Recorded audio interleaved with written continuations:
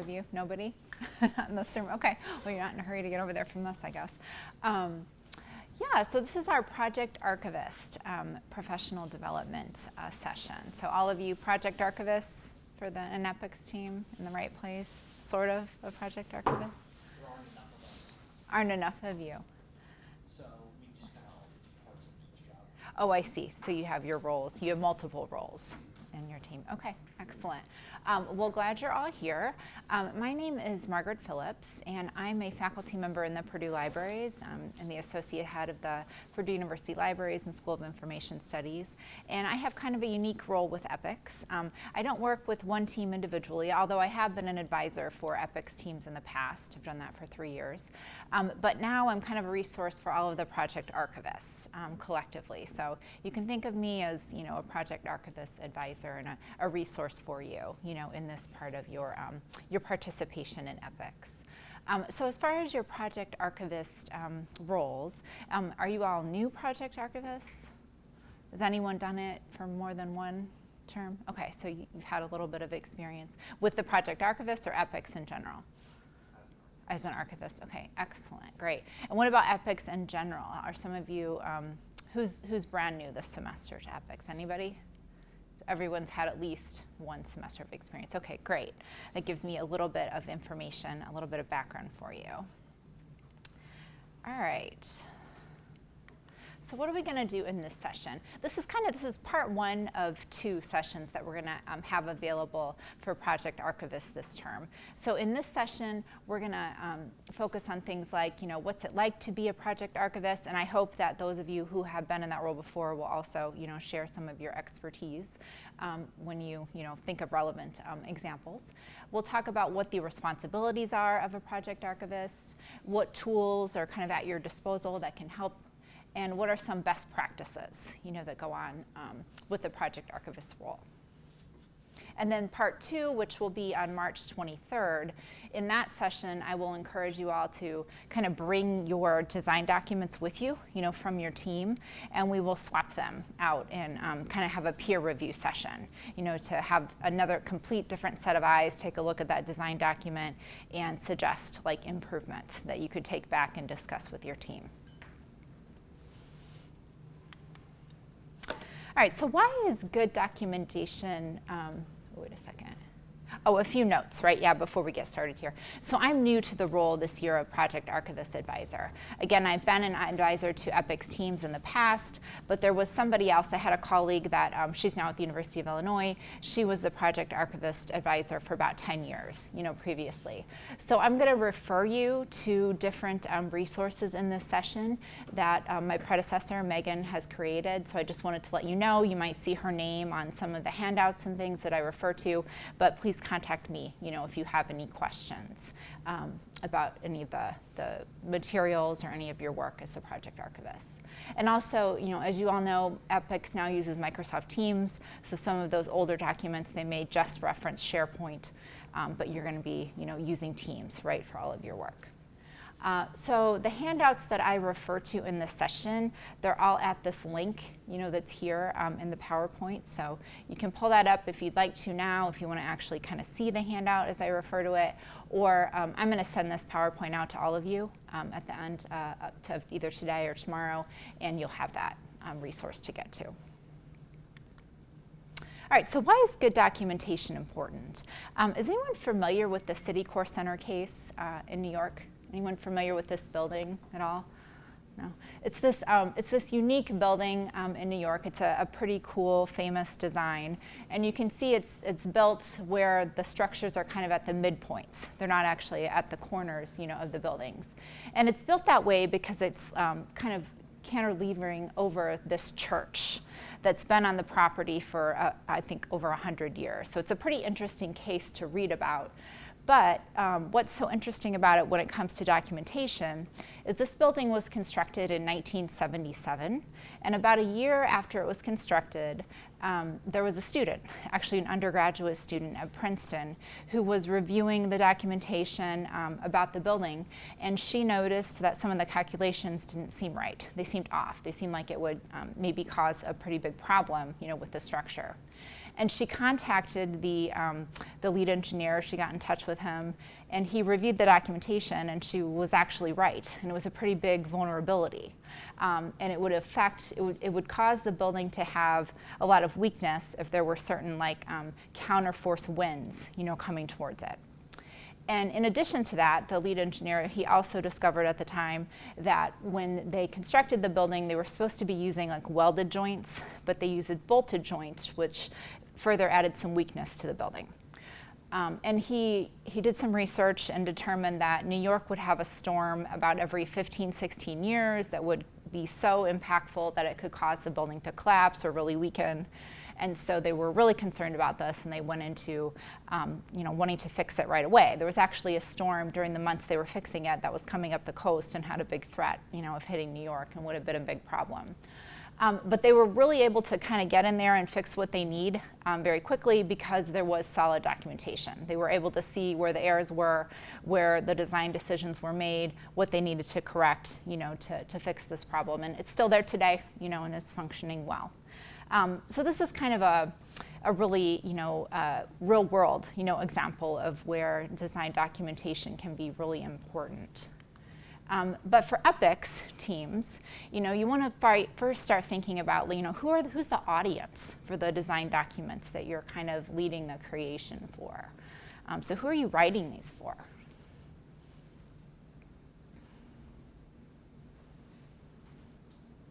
Yeah. I feel like for the future members on our EPICS teams, and Yeah. also for the design reviewers. Yeah, those are two big audiences. What was the third one? Project partners, future members, design reviewers. Yeah, those are our really important audiences for sure. Because most of your EPICS projects are multiple years, right? Some several years. So there can be many students using those. Anyone else? Can you think of who might be an audience for what you're trying to put together? Yeah. Your current team. Your current team. Write documentation for each meeting that we do, and then they will use it for their work accomplishments. Yeah, absolutely, right? Could be your current team members. Does anyone have a team where maybe there are several sub-teams, within the team? Yeah. So your documentation for each sub-team then kind of gets integrated with that team. But if you don't know, what the other sub-teams are doing, pretty clearly, and they don't know what you're doing pretty clearly, that can be an issue, right? So it can even be current, your current peer students. So who else could it be? It could be your future selves. I've definitely had students who they want to reuse the design documentation, maybe to show, a future employer, some of the evidence of the work that they contributed to as a student, right? Could be your EPICS advisors, your TAs, those design reviewers. Could even be, EPICS administration too. EPICS administration, your advisors, they determine awards, at the end of the year, which is a pretty cool thing. And one of the things they heavily look at is your design documentation. So you have lots of different audiences for that documentation with a mix of different technical backgrounds, right? A mix of different understandings of what it is that you're producing. And so why is good documentation important to an EPICS team? Well, as you mentioned, there can be, your current peers, who are your audience, but also future peers, because so many of those projects, they build upon themselves and they go on for years, even some, decades, right? And so transitioning onto an EPICS team, you want to get up to speed. You all want to get up to speed kind of quickly. You want to reduce the lag time, and having an impact there, right? So having good documentation can really speed up that process. It can also prevent project redesign. We've had projects in EPICS that, maybe they actually had to completely start over on a certain aspect of the project because the prior documentation was so poor. Or maybe it set them behind 2 or 3 semesters, in delivering the project, to the project partner. So it enables you to kind of get started, a lot faster, right, as a team every semester. We've also had teams that work on projects that come back to us for maintenance. You know, a lot of the kind of like museum teams, maybe that project has been out, you know, and being used by users for quite some time, but now it's coming back, you know, for maintenance and kind of a redesign. And so if a team is able to pull that documentation that was there from 5 years ago, let's say, when those decisions were made, it can really help that process move a little more quickly, right? Reduces stress on team members. You know, if you haven't experienced it yet, I'm sure you will, where if you have, you know, good communication, good documentation among the members of your team, it can just reduce a lot of stress, you know, for everyone if you know kind of what's going on and why people made certain decisions. And ultimately prevents those project delays. You know, we want to get these projects to our community partners. I mean, it's important for our learning, but we also want to deliver the projects to the community partners. So good documentation can help that happen, you know, as quickly as possible. So sufficient documentation. Let's kind of start thinking about what that looks like. You know, in our Citicorps example, you know, there was definitely sufficient documentation there that they were able to identify and act upon the problem quickly. But for EPICS, we need similar, you know, documentation, since the projects last far longer, you know, than an individual or, you know, any one semester team. So as a project archivist, it's not your job to like do all of the documenting for your team, right? We're not expecting you to be a solo author of the design document, but we are expecting that you kind of create a culture for that documentation and a culture for the best practices, you know, of that documentation, and you lead your team, you know, within those best practices. So this helps ensure on-time delivery, you know, despite new people kind of coming and going every semester, despite if there were changes in technology that you had to use, it can kind of make those transitions happen, you know, pretty smoothly. And so what responsibilities fall on the archivist? Well, you really work in tandem with your project manager, with those leads, with your project advisor.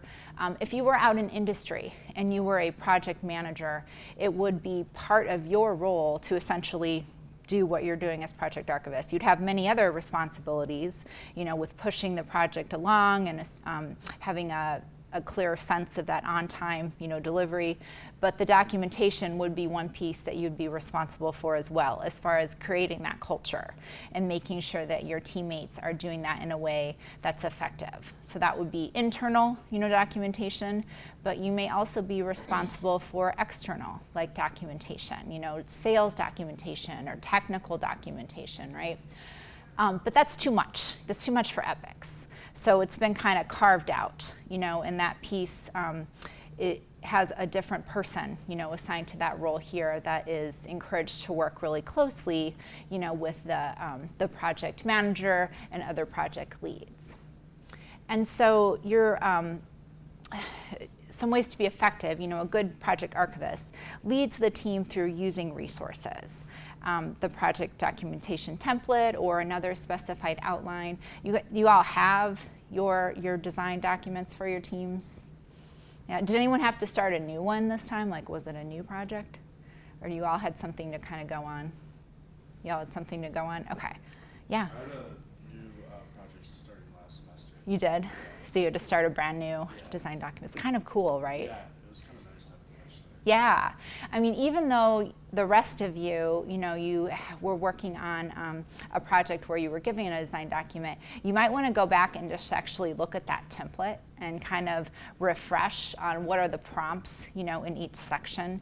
It can be nice just to kind of see what were the prompts that were originally kind of supposed to go in this section, even if it's been worked on, you know, by teams multiple times. It can give you, you know, sometimes some good guidance, you know, as to how that section might be improved.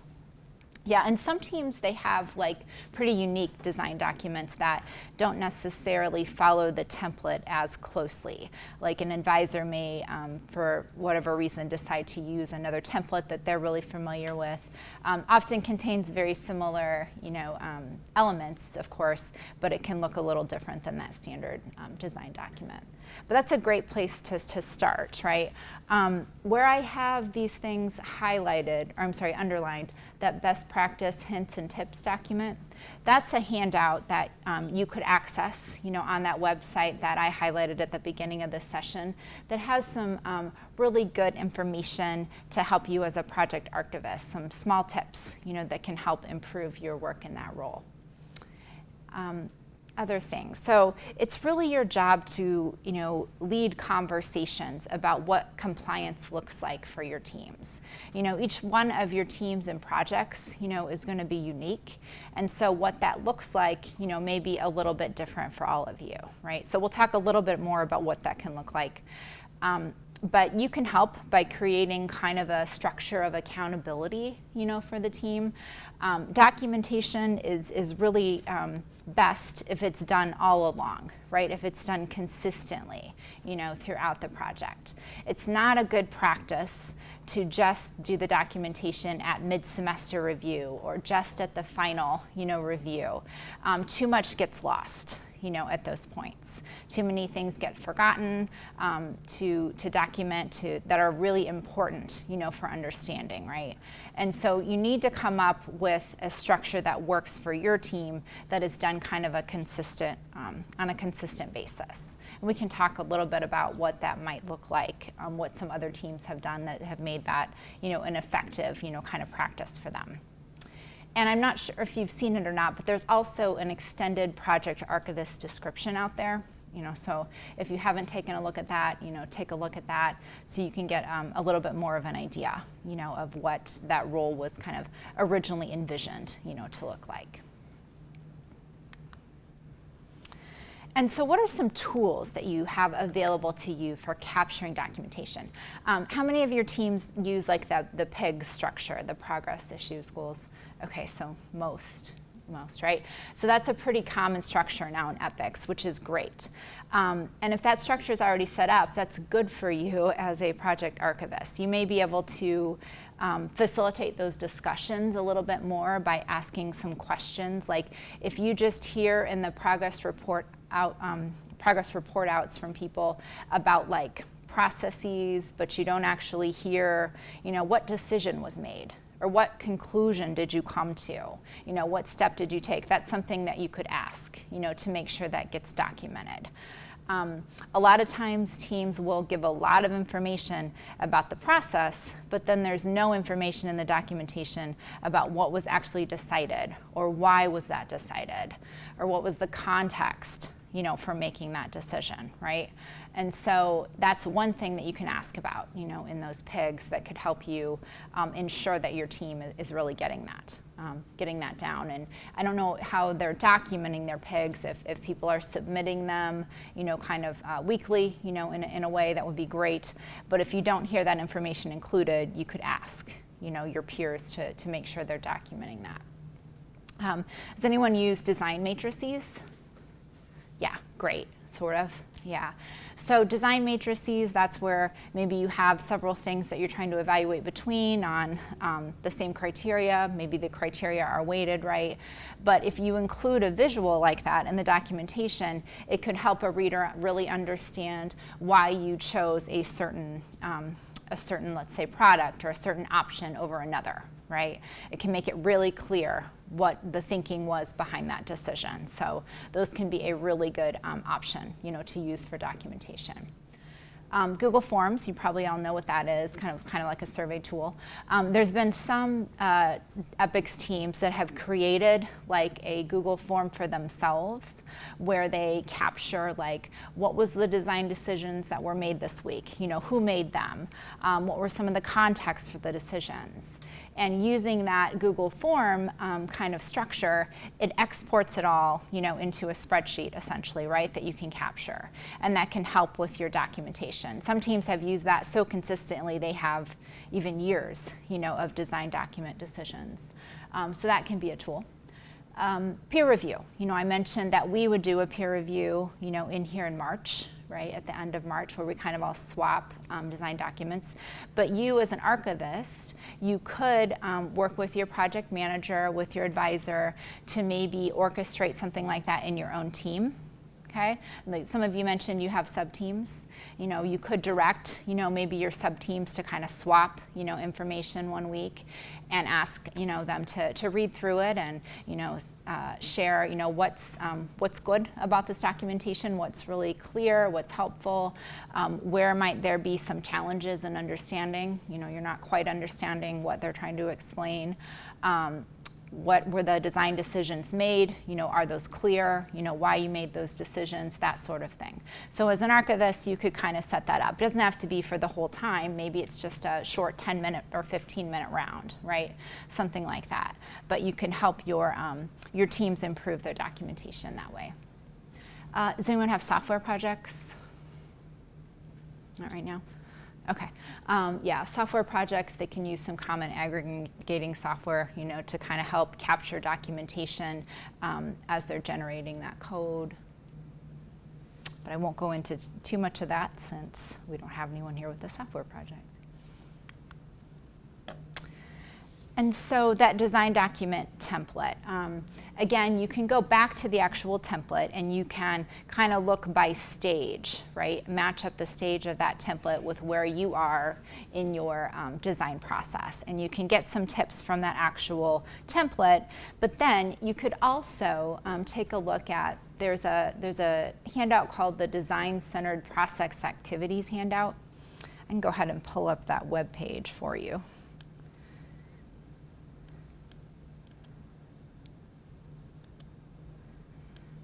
Let's see here.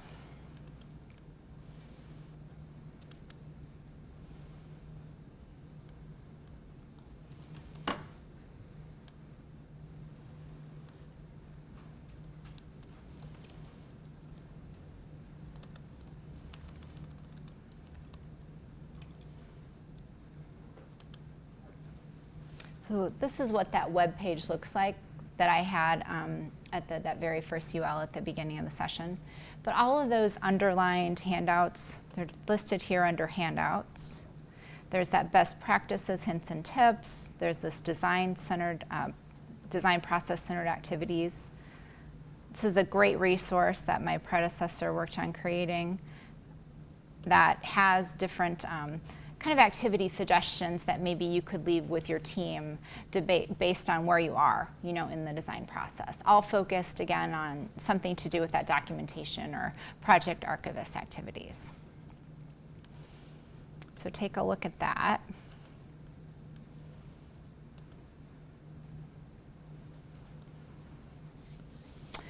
So some examples that you might, come up with based on, that activity sheet. You could come up with maybe a suggested file structure, for your team if you don't already have one. If you notice that everything just kind of seems to be, pretty jumbled and not real organized in a way, you could design, kind of a draft structure, share it with your team, get feedback, see if everyone would agree, to use that structure. You could do the same thing with file naming, so you don't come up with 3 files that are final V1, right? And you don't really know. I mean, you have some timestamps, but you're really not quite sure, what's the latest document. So if you come up with some kind of actual naming convention, and there's a lot of resources out there as to how you can do that effectively, or I would be happy to help as well. But if you come up with something, suggest it to your team, that could be another improvement that you make for them. And so again, you're suggesting, you're asking for feedback, you want to get, your team on board, right? You could also add value by documenting kind of what practices your team agrees upon. Right? So if they all agree that, let's say they're going to report design decisions weekly in that progress issue goals, and they're going to capture those in a very specific way, you could, summarize that and make that part of kind of a team's guidelines for documentation file that you create.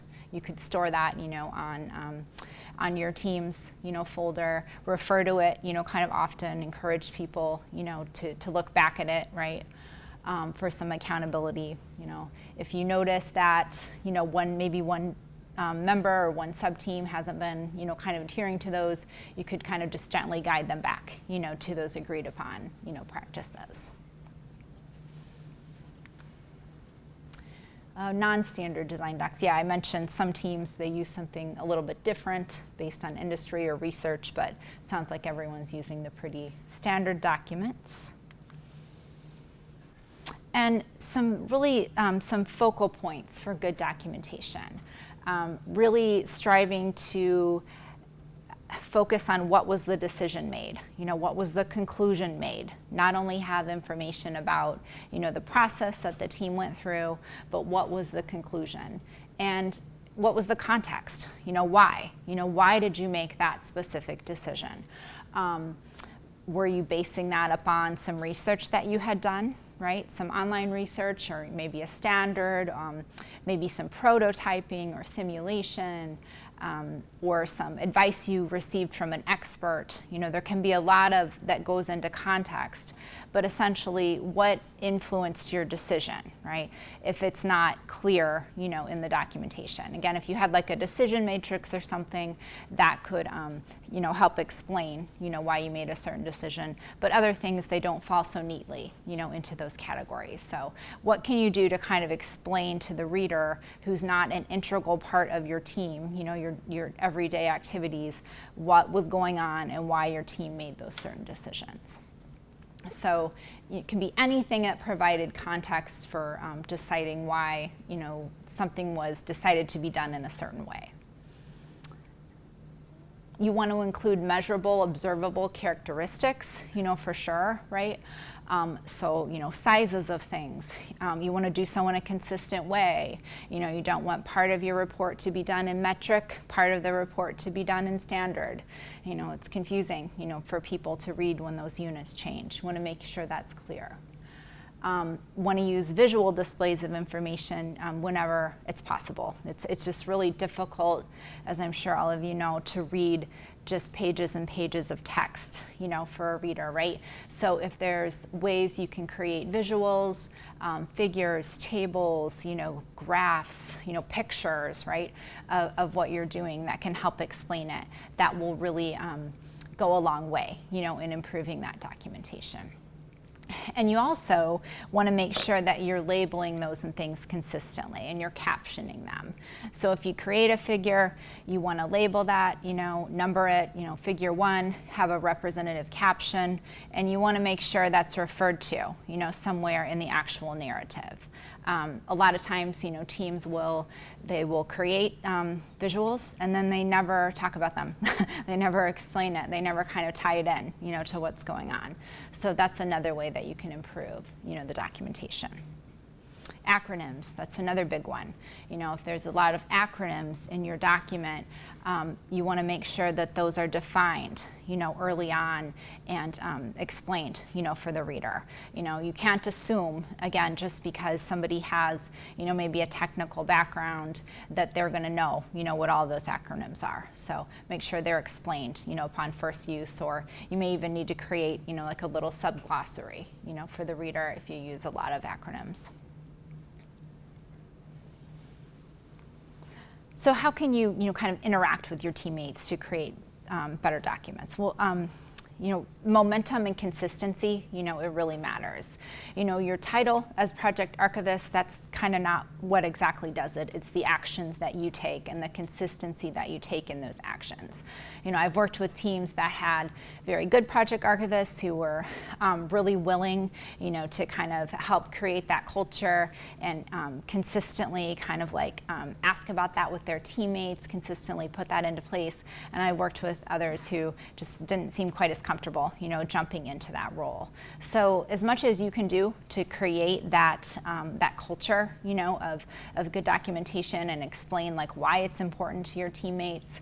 If you create that culture and it saves people a bunch of time, at midterms and at finals, and everyone's not kind of scrambling, to get those big design documents together, that's a good thing, and people will probably be very happy, with you, right?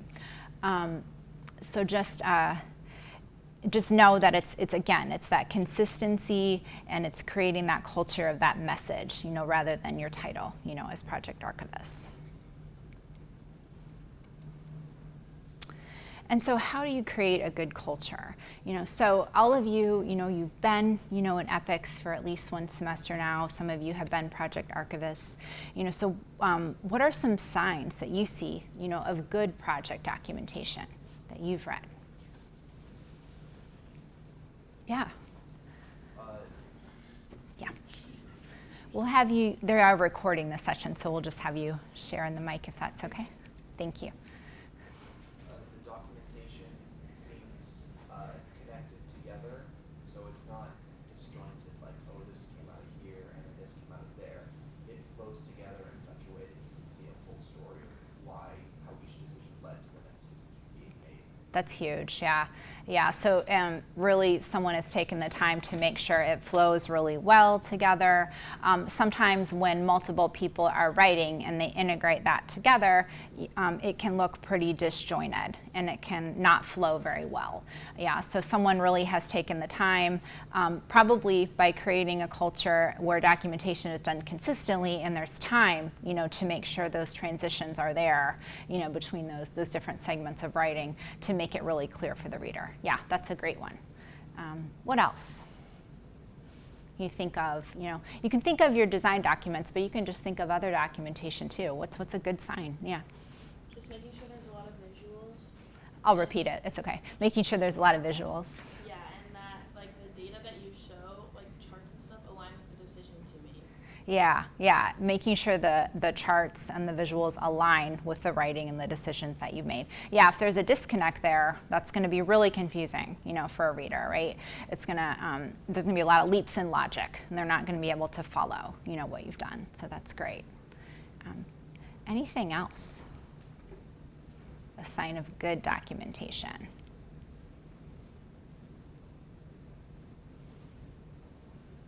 Well, let's flip that then. So what's some poor documentation, that you've seen? Yeah.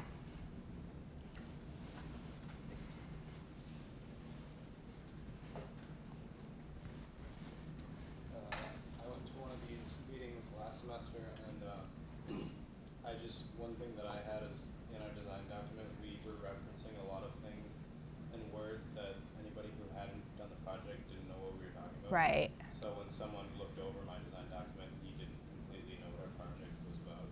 So just like being very clear and concise about the actions that you're taking and your project summary. Yeah, that's right. You did the peer review. I remember now. Yeah, last semester. That's great. Yeah, and it's something that, when you're going to your lab and things every week, and you're talking to the same teammates about your project every single week, you all get very internally focused, right? And you kind of forget what it's like to be an external reader, on that project, because you all have a lot of context that others don't have. And so that's something that's nice if you can kind of flip that and have someone external to your team, or definitely external to your sub-teams if that's your structure. Take a look at that. It can reveal, those issues, pretty quickly, which is great. Anything else? Yeah, right here. If you don't mind, they're recording this for someone who can't attend so they can hear your question. Documentation that doesn't show you the purpose of why you're doing the project. Like in my project last semester, in our midterm design review, the reviewers told us that all the progress we're making was really good, but they still didn't understand why we were doing the project and why it was so important to our project partners. And then in turn, they didn't understand why we were focusing on specific details that we were adding to the project and why we were doing stuff. Yeah, so really establishing that need, for a reader, right? Why the project is even important, why it's necessary. Yeah, and that's something that, it might not be picked out by, your project partner reading. They know why it's important, right? Or your project advisor, they've been working so closely. They know why it's important. So you really kind of need to be that someone who's new to the team or an external reader to really understand that's like super confusing. Yeah. And then why you're focusing in a certain way. It could be because your partner wanted you to. But, do you understand why, those were there? Was there, some sort of limitation that you needed to do it in a certain way or be a certain size? Or, it needs to be kind of a self-contained document that it's clear to the reader, what's going on there. Someone have another point? Yeah. Thank you.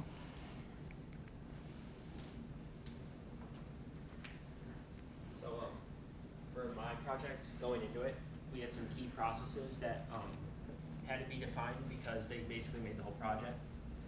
And so going and looking at the previous documentation, it was all like brief bullet points of like 4-word sentences. And so there's really no detail, and that made us have to redesign like the entire thing. Yeah, that's frustrating. Yeah. Yeah. When it all probably could have been cleared up by, just a little bit better documentation, right? Yeah, it can be frustrating to get handed that, right? And then have to have project setbacks and so forth. But it is pretty good, experience for the real world as well, right? I mean, there's probably going to be fewer times, in your careers that you're actually kind of working from a project from the very beginning, until the very end. A lot of times you're going to be coming in, in the middle of those projects. You're going to be, reading documentation, maybe creating documentation of your own, and maybe you leave to go on another project. So now you're kind of seeing, why it's so important, to have many of those details there, right? Can be really frustrating. And sometimes like what's there is so sparse, or maybe it's so confusing that you actually kind of just have to sunset that, right? And maybe you need to redo that section, this semester, unfortunately, right? But it helps then even future teams from still spinning their wheels, in that same area. Yeah, good. What else? So for your teams, I know many of you on established teams already have processes set up. So how do your teams report out on design decisions? Are they doing that? Do you feel like that's happening every week in those PIGs? Or is there another way that that's happening? Or do you feel like that's missing right now?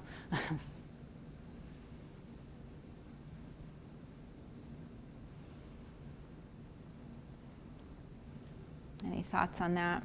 Or do you not find out about design decisions until further along? I mean, in theory, they should be in those PICs.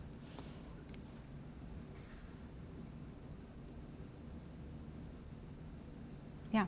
For me, we have group meetings, and we just have like a template where we talk about, we have like what we got done last week and then what we want to work on for the next week. So whatever our decisions would be in that document. In that template. Mm-hmm. What kind of template is that? Like a Word document or? It's for all of our team meetings, and it's just a document. And then I usually just put some of that stuff into PIGs and just talk about what decisions we made last week. And what decisions? But at least you have that to go back to, right? Does everyone do something similar? Anyone do something different on their team? For capturing that information.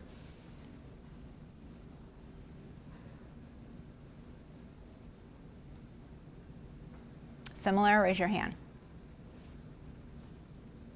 Okay, so it sounds like a lot of the practices are becoming a little more standard on the teams, which is good, in many ways. If you kind of jump from one team to another, right, you kind of have that expectation. So that's great. And then, so in your current teams now, how frequently are people writing up their documentation? Like, do you feel like it's just, kind of building up at that midpoint, or, is it already kind of happening, every week?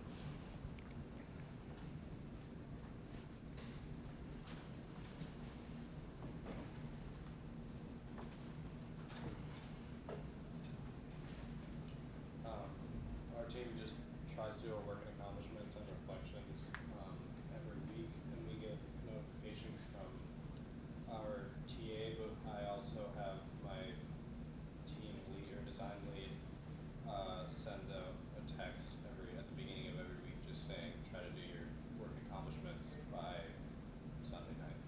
So then those work and accomplishments, then how frequently do those kind of get pulled and put in your design document? It's just kind of, we look over it as a whole, and anything that important happens throughout the week, we are pulling it in design. And you do that pretty consistently every week. Okay, that sounds like a very good practice. Yeah, excellent. Okay. Well, does anyone have any questions for me at this point? About anything? I'll make sure you have my contact information in case you do. But I mean, I would say that I've mentioned them several times, but the biggest issues that I see, with the design documents are things are written really internally, not thinking of that external audience at all, or thinking even of yourselves, as you reread it a few years later and you don't remember all of that context. That's a huge one.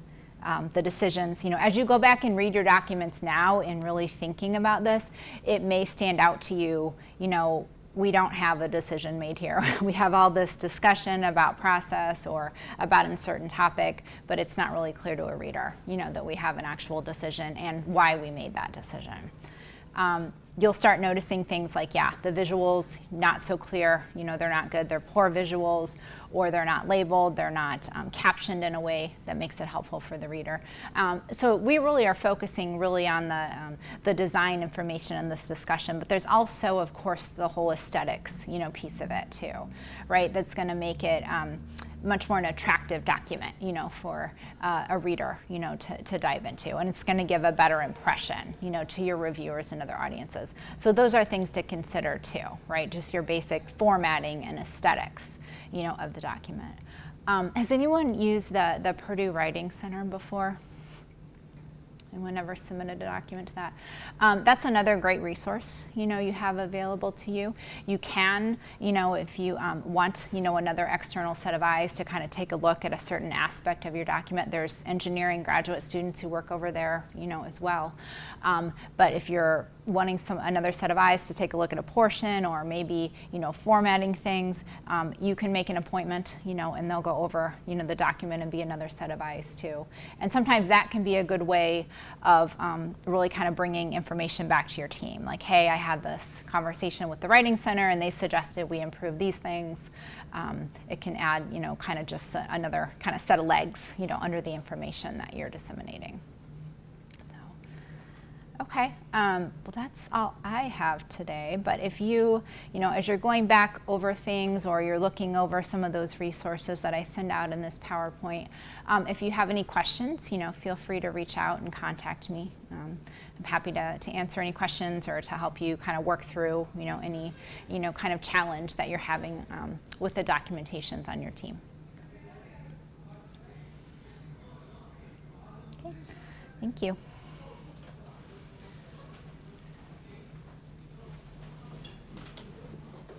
And again, it's March 23rd is that peer review session, if you want to come to that.